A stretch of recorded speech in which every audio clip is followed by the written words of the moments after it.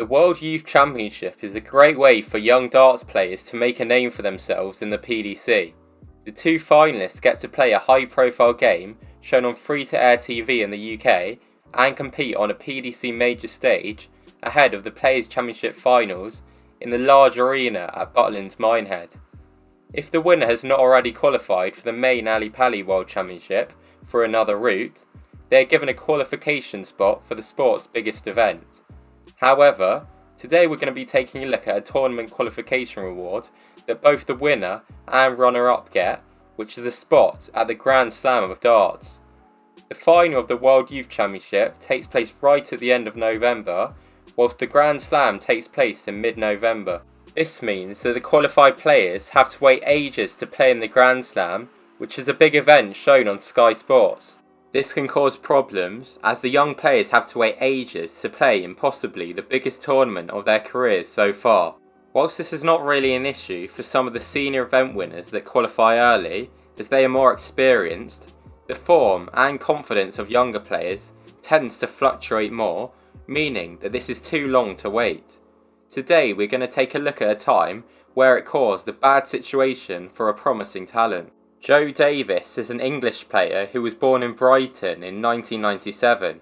In 2012, he played in 19 Development Tour events, reaching 2 quarter-finals, as well as winning the BDO Youth International Open. 2013 saw him play in 7 Challenge Tour events, where he failed to make it to a last 32, and made his World Championship debut, where he lost to Kurt Parry in the first round. He then didn't play in the PDC again until 2017, when he attended Q School.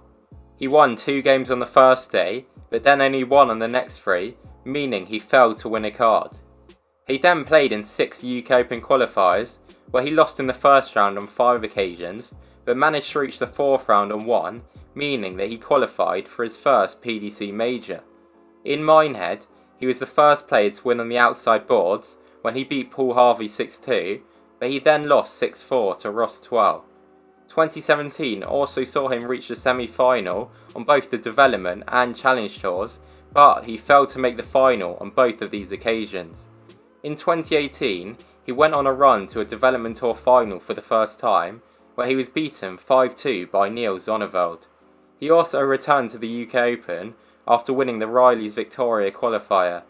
In Minehead, he beat Dan Reed in a deciding leg with an average of 77 before losing 6-1 to Ron Meulenkamp. 2019 saw him appear in all 20 Development Tour events, where he averaged 80.81, the 39th highest of any player. He reached a single semi-final.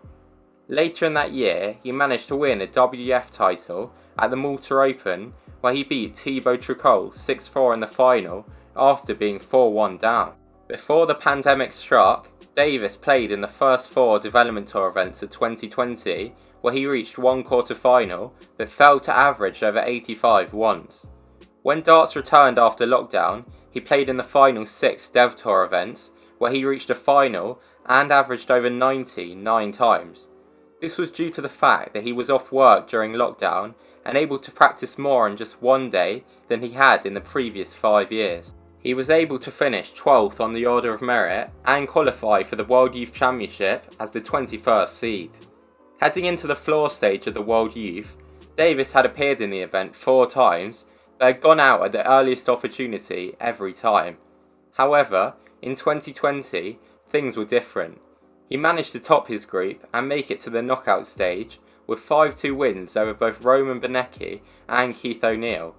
He then beat Jack Mayle 6-3 with an average of 85.5, which he improved to 86 in a 6-2 win over Jacob Stelby Rivas in the last 16. He then posted a 92 average in a 6-4 quarter-final win over Brian Roman. This meant that he was through to the semis, where he was drawn against the well-known Dutchman Jeffrey de Zwaan, who was playing his final youth game before becoming too old. The winner of this game would be guaranteed a place at the Grand Slam. Davis went 4-0 down, but then won 4 straight legs to make it level. Jeffrey then won the 9th leg to go within 1 of the final, but Davis managed to win back-to-back legs to win 6-5 and advance. Bradley Brooks came through the other side of the draw, With all of these pre-final games taking place on the 28th of September 2020, just under 14 months from their appearance at the 2021 Grand Slam. In the time before the final, Davis signed a contract with Mission Darts. The final took place behind closed doors in Coventry due to the pandemic, but he was still on a major stage ahead of the Players' Championship Finals final. Joe won the ball and held in the first leg. Brooks then held before back-to-back breaks made it 2-all. Both players then held before both broke to make it 4-all. Davis then held before Brooks won back-to-back legs to win 6-5, securing the title and a place at Ali Pali. This would have been tough for Davis to take, but he had had a great run and had secured his Grand Slam spot. He went to Q School in 2021, where he was exempt through to the final stage. He won 2 games on each of the first 2 days, and 1 on the third, before losing in the first round on the last day, meaning that he missed out on a card. He appeared in all 12 events of the 2021 Challenge Tour, where he only reached the last 16 once. It was then almost time for the Grand Slam, with over a year having passed since he qualified for it. However, 5 weeks before the event, he began to struggle with tennis elbow, which causes pain around the elbow, making throwing darts painful. This meant that he was unable to throw a dart for 5 weeks and came close to pulling out of the event in the week in which it began. He stated that just getting up on the stage was an achievement for him and that he was hoping to be pain-free.